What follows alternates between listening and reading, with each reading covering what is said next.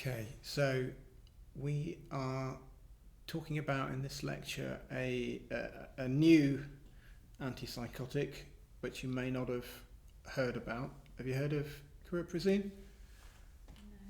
No. No. Okay, good. We might learn something today. So the subtitle here is, will this be a game changer in the treatment of chronic schizophrenia? And I'll go on to explain why I've chosen that as a subtitle. So what is an antipsychotic, or what is a neuroleptic? Neuroleptic, is that a term that you're still familiar with? Less so. Less so. It's not used a great deal, but all of these drugs used to be called neuroleptics, and you can see the derivation of the term there. I don't know if these medications are called major tranquilizers anymore. Major tranquilizers and minor tranquilizers. Again, this is somewhat of an antiquated term. So major tranquilizers were with the antipsychotics, and benzodiazepines were the minor tranquilizers. Nowadays, these medications are called antipsychotics. There is a strong argument that these drugs should not be called antipsychotics. They really should be called dopamine receptor antagonists or dopamine receptor blockers, because they are no longer only used in the treatment of psychosis or schizophrenia. They're used in the treatment of bipolar and bipolar spectrum disorder. They're used in the treatment of depression and anxiety, and they're used for sleep and sedation. And not uncommonly, patients, when you prescribe them for these other indications, they were like, "Why are you giving me an antipsychotic?" So dopamine receptor blocker is probably a better term for this class of drugs. Here we've got some history on a timeline of antipsychotic treatment, or these are antipsychotic drugs predominantly. The prototype drug is chlorpromazine, which came around in the late 50s. Then haloperidol soon after. There were a whole bunch of other what were so-called the first generation or typical antipsychotics. Then clozapine came around in the 70s. And then in the 90s we had the second generation or atypical antipsychotics. More recently we've had the release onto the market of they're called the third generation antipsychotics. It makes them sound really grand, and medications like aripiprazole, which are partial agonists on the D2 receptor. And then also included on this timeline are the long-acting injectables, depots, which have been around for a long time, but more recently we have risperidone in a long-acting form, first in a 2-weekly injection, Consta, and then paliperidone in a monthly injection. There is actually a 3-monthly injection called Travicta. Broadly, depots are underused in the treatment of schizophrenia. So just to recap on schizophrenia, these are the positive symptoms of schizophrenia.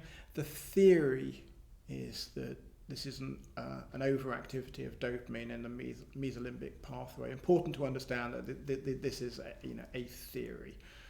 Then negative symptoms, as you can see listed here. the theory is that this is dopamine underactivity in the mesocortical pathway. Whenever you have a theory in neurobiology which is very simple, it's almost certainly to be either incorrect or just part of the story. Important recap here on negative symptoms. I think that certainly over the last couple of decades, the focus has moved away from negative symptoms. We don't consider them quite so much.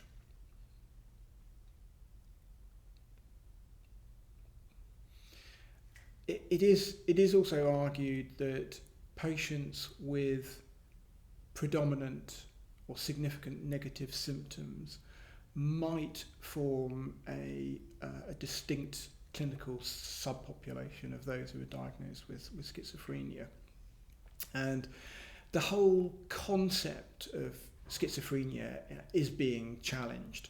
And this is Professor Robin Murray, and he's quoted as saying, "I expect to see the end of the concept of schizophrenia, evidence that it is a discrete entity rather than just a severe end of psychosis has been undermined." And what he and others talk about is probably more correctly a group of schizophrenias rather than schizophrenia.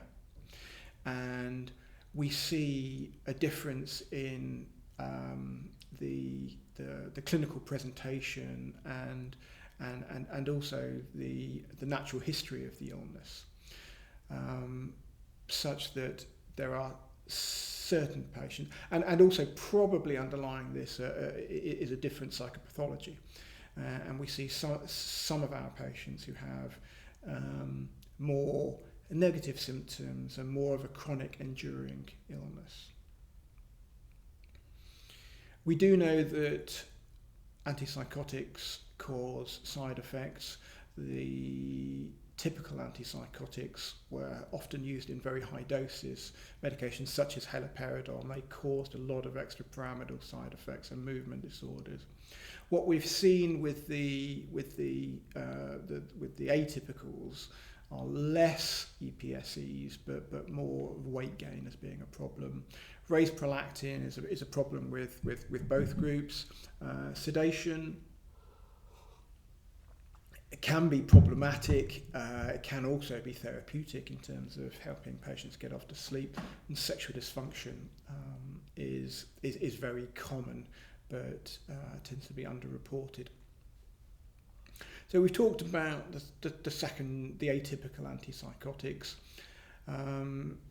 These are the main three problems with weight gain, diabetes. Risperidone causes quite a lot of stiffness and dystonias. Quetiapine, a very useful drug, but again causes lots of weight gain.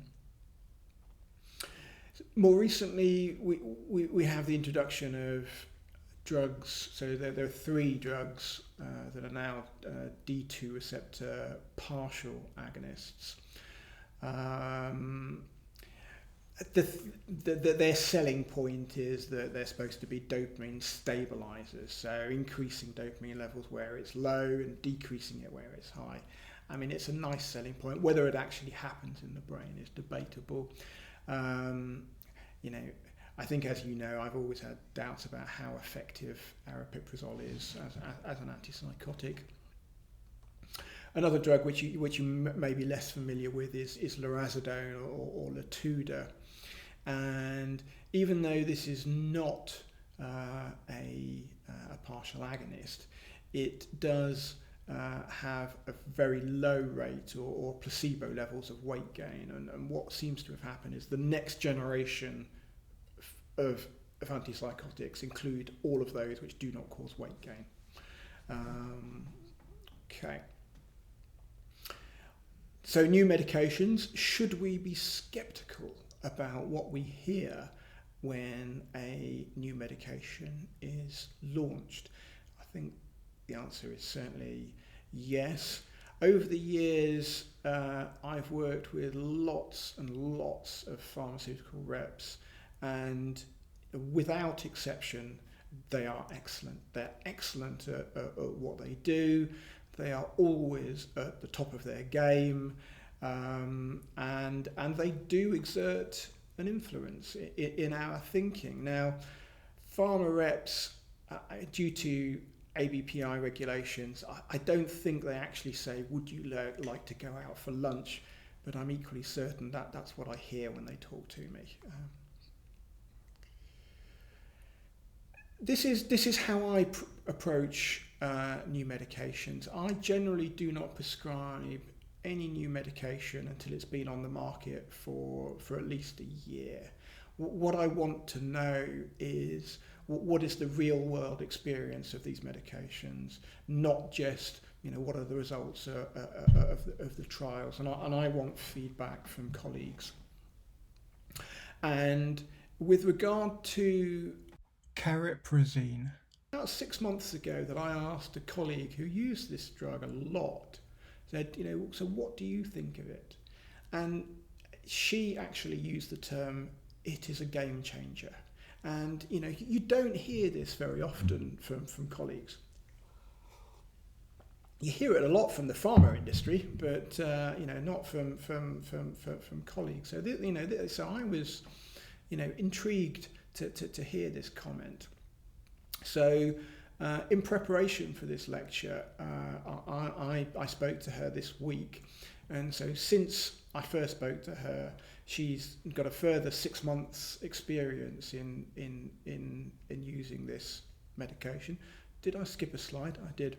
So she's a colleague who works in rehab psychiatry. So these are the patients who are probably the more severely affected, the more severely unwell cases of schizophrenia.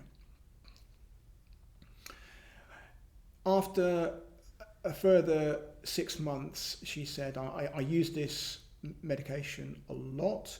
She uses it in patients not only with negative symptoms, but also the patients that are referred to her directly from the early intervention in psychosis team. I think we all know with certain patients in their first episode, you know who's going to do well and who's going to, if you have an idea of who's going to develop a chronic illness. And her experience in using Cariprazine is she sees an early return to functioning. And this is a medication that she will add on to patients who are already on a depot or other antipsychotics. In her experience, there's always a significant response. And again, in her words, a lot of difference in motivation. They want to get out of bed, their personal hygiene improves. Importantly, in a rehab setting, they take part in group activities. And this is her experience, no major side effects. Extrapyramidal side effects are negligible, does not cause drowsiness or weight gain. So that's the experience from my colleague who's used this medication extensively. So what is it?